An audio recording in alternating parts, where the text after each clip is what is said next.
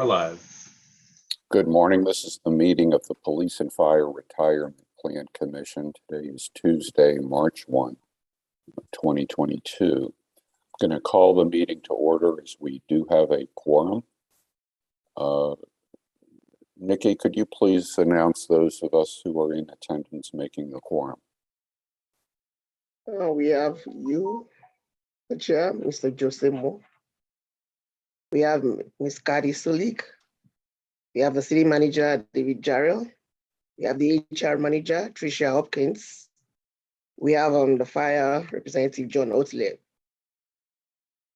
Okay, having a quorum, I'm going to move us to the first item of business on our agenda. And this is the approval of minutes for the open session from the last meeting dated December 8, 2021. Are there any comments on those minutes?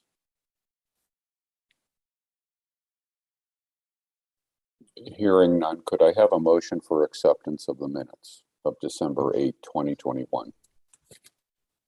Motion to accept. A second?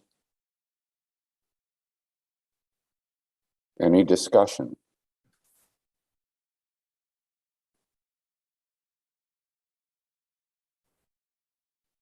Having no questions, those in favor, please indicate by saying aye or raising their hand visibly.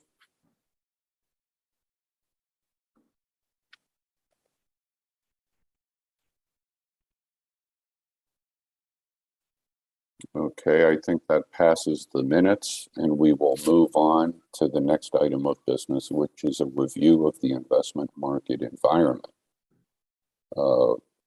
For those of you who have access to your email, Mr. Jones circulated some additional refreshed materials this morning, which perhaps you had a chance to look at. But Ian, why don't you go ahead and present an overview of the market today? Sure, and I will share my screen as well. Good morning, everyone. Let me just reorient here. I'll give you the official good morning for everyone on the call. All right. One thing I point out is that at 9 o'clock, we have invited Boyd Watterson, so they'll be joining us, but I'll be done with my market commentary by then. So one of the things that I included, I speak at the International Foundation of Employee Benefit Plans, and last week I was speaking at a conference, and they asked me to review the impact of COVID on benefit plans, and specifically with the focus of 2020 and 21. And so I am using a couple of my slides that I presented because I think it provides good perspective on what has transpired over the past 2 years, which is actually good. But more importantly, then we have a pivot point where we now have to look forward. And the rear view mirror looks pretty good, but it's potentially a little bit more challenging when you look through the windshield. So here I've summarized in 5 different columns what has transpired since the beginning of 2020. And interestingly, that the S&P 500 was at a market high on February 19th of 2020. It was up 5.1%. And then the impact of COVID hit. And from February 20th through March 23rd, the S&P lost about 34. And you can see you had similar, if not greater, losses from mid, small, and the international markets. And then many didn't anticipate the rebound that then ensued. But from the market bottom, which was roughly March 24 of 2020, through the end of 2021, we just had a enormous recovery in the equity markets. And so the first segment I look at is in 2020, from March 24 through the end of 2020. The markets were up, like the S&P was up 70, and mid and small cap stocks were up between roughly 90 and 100%, and the international markets were up 60 to 70+%. And then if you tack on 2021, these are cumulative returns. From the market bottom, the S&P was up about 120%, and small and mid cap stocks were up roughly 130, and you can see 70 to 80% returns coming from the international markets. During this time, the bond market was positive, but in mid-single digits. And then cumulatively over the entire time period, the S&P returned 52%, and you can see the returns from the balance of the market indices. So the takeaway here is that the February and March period in 2020, a very uncertain period, and it was even uncertain, beyond that. But the market recovery was pretty tremendous, and I try to put that into perspective over a longer period as well. And when you look at the bottom of the market after the global financial crisis, which was March 9th of 2009, through the end of December 2021, that's 12.8 years. We've had a phenomenal run in the S&P 500. Cumulatively, it's returned over 800%, and that translates into about an 18.8% per year return per year over 12.8 years. But we really have to include the downdraft as well of the GFC back from October of 2007 through March of 2009. And when you include that period of time, you've got about 14 and a quarter years, and the S&P returned 308%, which is 10.4% on an annualized basis. And worthwhile to note that 10.4% is right in line with what the S&P has provided back to 1926 over that 96-year period of time. But I think the takeaway is that the last 12 plus years, 18.8% is just a phenomenal rate of return. And that's part of why there's concern about returns looking forward not being as strong, is because we have gone through a period of time where I think we're a little bit over the tips of our skis, and valuations were high leading into 2022. And there's a general belief that we can't continue on at that pace based upon earning prospects relative to the valuation of the market. I include here a longer term perspective looking at annualized periods for equity, fixed income, real estate, and hedged going back 30 years, as well as the since inception rate of return for each of the market indices. And, particularly with the US equity markets, really strong returns over this 30-year period, and particularly over the last 10 years. The takeaway is that the returns have not been as strong in the international markets. So you have better valuation opportunities within the international markets, but there's still a question about growth from developed and emerging market economies, and that plays into investors' view of those markets when they're considering allocations there. The bond markets over the last 30, 40 years have been strong because of a high yield environment. But looking forward, and I've got another slide on this, the yield environment is not going to allow us to have returns like we've experienced back over 20, 30, 40 years. Real estate's been great, a phenomenal rate of return last year from real estate, almost a 22% rate of return. No one, I think, would have thought that leading into 2021. Based upon sort of the uncertainty in the market, particularly in like office and retail type space. But industrial was the leading sector within real estate, and just a huge rate of return. And then hedge vehicles last year were up 6%, which I think is reasonable for a risk averse type of approach. Here's the chart on yields. Basically, back in the early 80s, we had returns north of 14, 15% from government-oriented debt. But The Bloomberg Aggregate Index has returned 7.3% per year since 1976.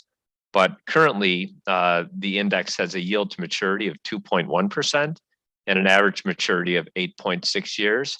And yield drives return within investment grade bonds. And so we should have very modest return expectations, 2+% for bonds for the next 8+ years as a result of the yield environment.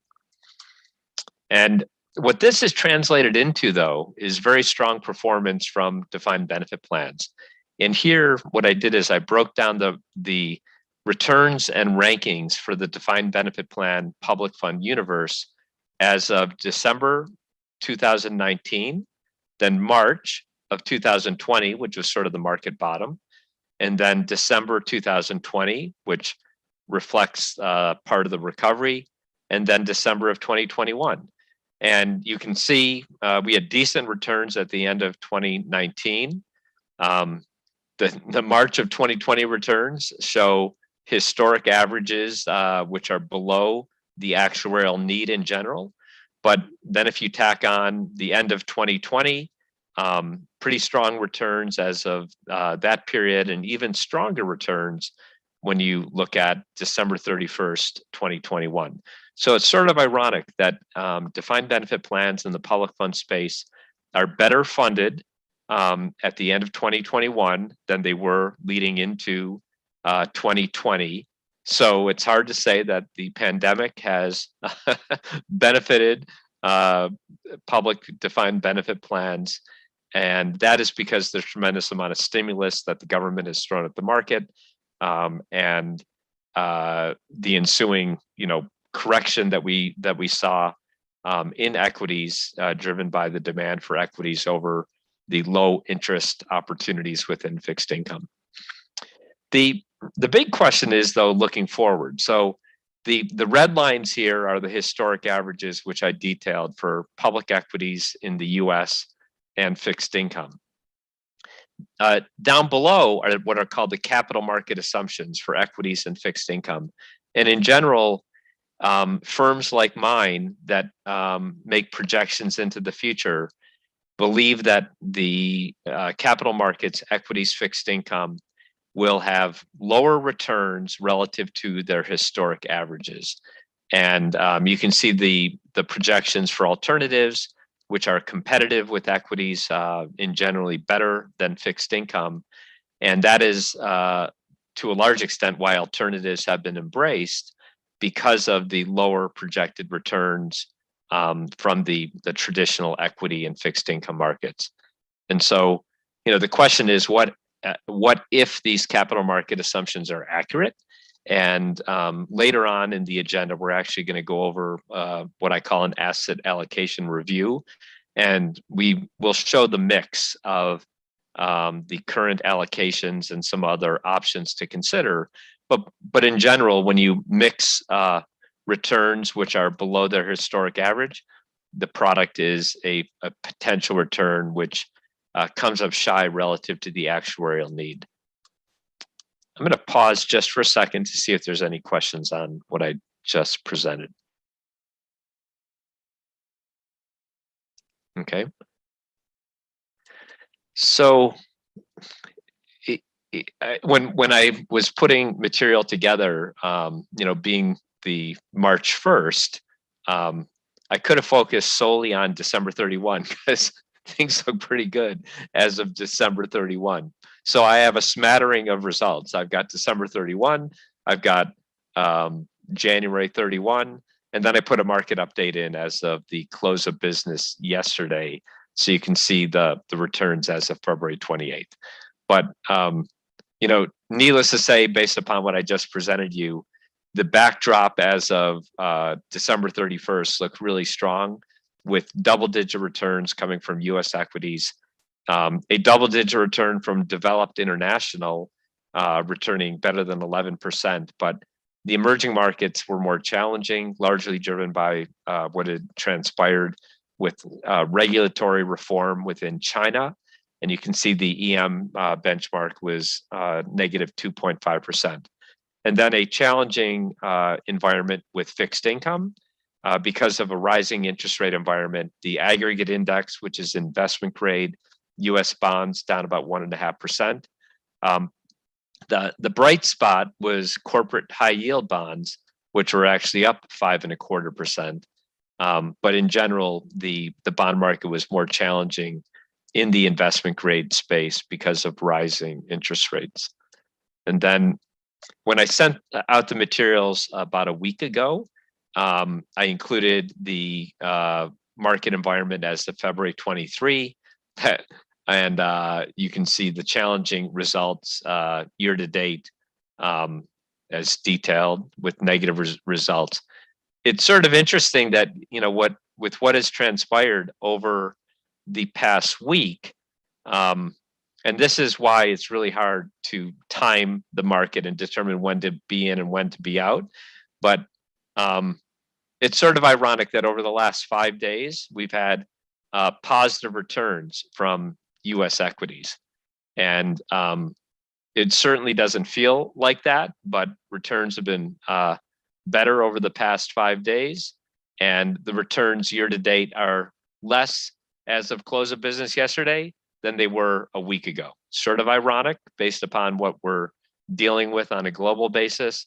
The returns are slightly negative in the international space, but the international markets on a year-to-date basis are actually better than our domestic markets. And then we've actually had a positive return because of a flight to safety within fixed income, but still negative returns on a year-to-date basis, down 3+%. I'm going to pause again.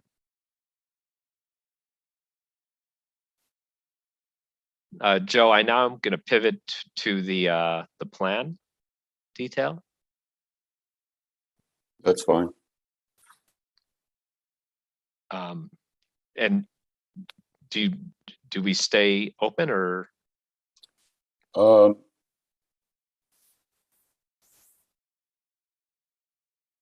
you're reporting on historic fact, correct? Yeah, the performance of the plan. Yeah, I think the and managers. report on performance. Have we historically done that only in executive session? I believe so. In that case, I'll take a motion to go into executive session. Motion to Go into executive. I mean, at this point, I would close the meeting and unless, is there any objection to going into executive session? Hearing none,